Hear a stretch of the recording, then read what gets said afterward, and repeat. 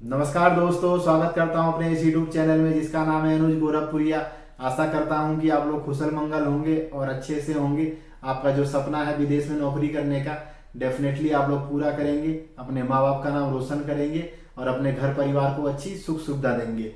तो भाई आज का जो वीडियो है बहुत ही इंपॉर्टेंट वीडियो है। आज के इस वीडियो में हम लोग बात करेंगे कि रोमानिया में बेसिक सैलरी कितना मिलता है और टैक्स कितना कटता है और हमारा जो मंथली एक्सपेंस है कितना आता है। ये सब होने के बाद हम लोग कितनी यहाँ पर सेविंग कर लेते हैं। तो सबसे पहले मैं अपने बारे में बताता हूँ। जो लोग भाई नए हैं, मेरा नाम है अनुज, मैं गोरखपुर उत्तर प्रदेश से हूँ और अभी यूरोप रोमानिया में जॉब कर रहा हूँ। मैं इस वीडियो के माध्यम से और अपने चैनल के माध्यम से अपने भाई लोगों को जितना हो सके उतना सपोर्ट करता हूँ। प्लीज़ आप लोग अगर नए हैं तो प्लीज़ सब्सक्राइब कीजिए और वीडियो को लाइक कीजिए और शेयर कीजिए अपने फ्रेंड और रिलेटिव्स के साथ जो रोमानिया जाने की सोच रहे हैं या जिनका प्रोसेस में है काम। आपका एक लाइक और एक सपोर्ट, एक सब्सक्राइब, मुझे इतना सपोर्ट और मोटिवेट मिलेगा कि मैं फ्यूचर में ऐसे ही वीडियो बना बना के आप लोगों को देता रहूँगा।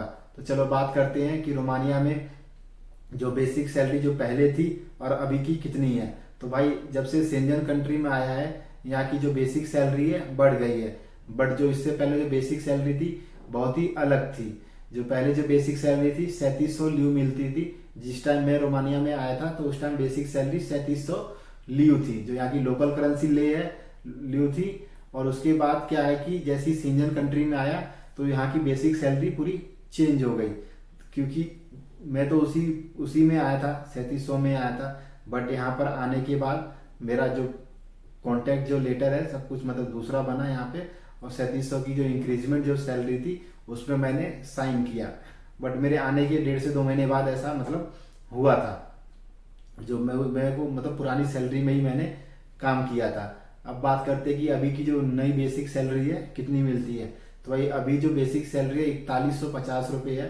4150 आपकी बेसिक सैलरी है। बट इससे ऊपर भी मिलता है। ऐसा नहीं है कि आप बेसिक सैलरी जितना है उतने में ही आए, आपको जितना हो सके उतना ऊपर भी मिल जाएगा। 45 हो गया, 50, 5000 हो गया, डिपेंड करता है आपकी स्किल के ऊपर।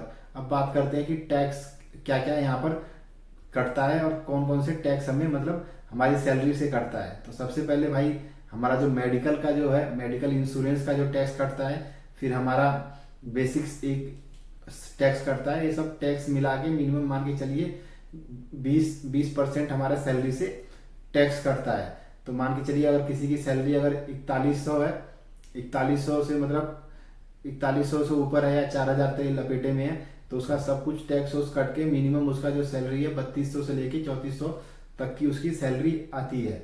क्योंकि यही जो सैलरी है हर जगह मतलब अभी मिल रही है। जो मतलब अनस्किल वर्कर में, अनस्किल में आते हैं तो उनकी फिक्स इतनी सैलरी मिलती है।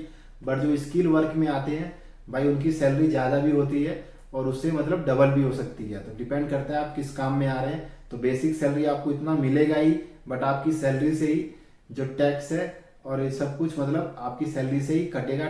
मतलब जो ट्रांसपोर्ट्स का कंपनी देती है, बट जो मेडिकल इंश्योरेंस हो गया, आपका बेसिक जो यहाँ के टैक्स हो गए गवर्नमेंट के, वो आपकी सैलरी से ही कुछ परसेंट जो हिस्सा है सब कुछ कटने के बाद आपको मिनिमम अगर 4000 है तो कम से कम 3300 से लेके 3400 तक आपकी सैलरी, बेसिक सैलरी आएगी। अब बात करते हैं कि भाई रोमानिया में एक्सपेंस कितना होता है।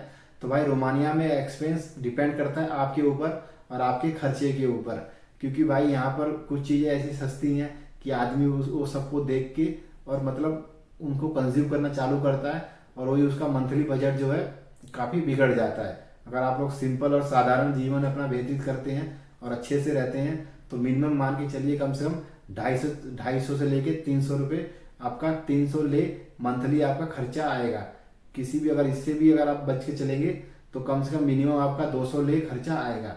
मिनिमम 200 ले का खर्चा मतलब इसलिए क्योंकि जो फ़ोन का रिचार्ज है कम से कम 40 से 50 ले का रिचार्ज होता है। हेयर कटिंग मिनिमम कम से कम 50 से 60 ले का हेयर कटिंग होता है। देन आप पर्सनल यूज़ का कुछ भी अगर मान लो लेते हैं, मिल्क लेते हैं और कुछ सामान लेते हैं या कुछ अलग वेजिटेबल्स लेते हैं, अगर कुछ और खाने का मन किया आपका कुछ खाएंगे तो मिनिमम आपका जो खर्चा है 200 से लेके 300 के बीच में खर्चा रहेगा। अगर आपकी सैलरी, बेसिक सैलरी अगर आपकी कम से कम आ रही है, कम से कम मान के चलिए अगर आपको 4,000 अगर आप लोग कमा रहे हैं सब कुछ कटने के बाद, तो मिनिमम आप कम से कम 3600 से लेके 3700 रुपये मंथली आप लोग सेविंग करेंगे। बट भाई मैं तो यही कहूँगा कि जितना हो सके उतना भाई अच्छी सैलरी में आइए कम से कम, क्योंकि भाई यहाँ पर उसी हिसाब से महंगाई भी है और उस हिसाब से चीज़ें मतलब आपको मिलती है। क्योंकि जब आप मार्केट में जाएंगे तो आपको कुछ लेने का मन किया या कुछ भी करने का मन किया या इधर उधर कुछ जाने का मन किया तो थोड़ा बहुत उसका खर्चा भी आता है। तो बट जो बेसिक सैलरी अभी इतनी है, उसी में आपका टैक्स भी कटेगा, उसी में आपको मतलब खर्चा भी करना है और उसी में आपको सेविंग्स भी करना है। बट अभी करेंसी का रेट है काफ़ी अच्छा चल रहा है और मतलब हो सका तो भाई इस महीने अगले गर्मी तक करेंसी का मतलब जो अभी यहाँ की करेंसी है काफ़ी ग्रोथ पे चल रही है। आशा करता हूँ कि आप लोगों को ये वीडियो अच्छा लगा होगा। अच्छा लगा तो प्लीज़ लाइक करिए, सब्सक्राइब कीजिए। अगर आप लोगों को कुछ पूछना है तो प्लीज़ कमेंट डाउन करिए। मिलते हैं ऐसी अगली वीडियो में, इन्फॉर्मेटिव वीडियो में। जब तक के लिए जय हिंद, जय भारत।